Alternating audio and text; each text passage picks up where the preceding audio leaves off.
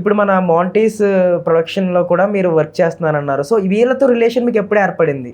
నేను first Vinukonda show వెళ్ళిన తర్వాతే ఈ ఆడిషన్స్ జరిగాయండి విజయవాడలో. అది కూడా త్రూ ఇన్స్టాగ్రామ్ ద్వారా నా ఫ్రెండ్ నాకు సజెస్ట్ చేసింది. అంటే అక్కడే పరిచయం అయింది తను నాకు ఒక మోడల్. అట్లా ఇద్దరం కలిసి మేము మోడలింగ్ ఆపర్చునిటీస్ వెతుక్కుంటున్నాం. ఏంటంటే లోకల్లో ఉండే మేకప్ ఆర్టిస్టులు ఉంటారు కదా, సో వాళ్ళకి మేము మోడల్గా వెళ్తే వాళ్ళు మా మీద డెమోస్ వేసి వాళ్ళు క్లాసెస్ చెప్తారనమాట. ఒక మోడల్ వాళ్ళకి కావాలి. సో అట్లా మేము అన్ని రిక్వైర్మెంట్స్ ఏమేమి ఉన్నాయో తనకి వచ్చినవి నేను, నాకు వచ్చినవి తను, ఇట్లా ఇద్దరం చూసుకుంటూ వెళ్తూ ఉంటే ఒకసారి సడన్గా ఇది కనిపించి దీనికి అప్లై చేద్దాం మనం అని చెప్పిందనమాట. సో వెళ్ళాము. వెళ్ళి అక్కడ ఆడిషన్ జరిగింది మాకు, త్రూ కెమెరా ఆడిషన్ జరిగింది. సో అందులో సెలెక్ట్ అయ్యామన్నమాట. సో తీసుకున్నారు.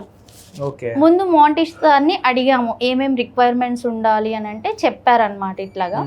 సో ఓకే ఇట్లా ఉంది సార్ అంటే ఓకే వచ్చి పార్టిసిపేట్ చేయండి, if you are selected we will approach you అని అన్నారనమాట. సో ఓకే మేము అందులో సెలెక్ట్ అయ్యాము. బట్ కానీ సెలెక్ట్ అవ్వడానికి, షో కండక్ట్ చేయడానికి చాలా టైం పీరియడ్ పట్టింది. ఆగస్ట్లో అనమాట షో జరిగింది.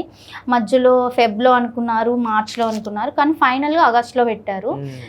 ఈ టైం పీరియడ్లో ఏంటంటే నేను చాలా మేకప్ ఆర్టిస్ట్ స్టూడియోలకి వెళ్తున్నాను అని చెప్పాను కదా నా ఫ్రెండ్తో. అక్కడ ఎక్కువ రిజెక్షన్స్ వచ్చాయన్నమాట నాకు. స్టిల్ ఇప్పటికీ నన్ను కొంతమంది తీసుకోరు.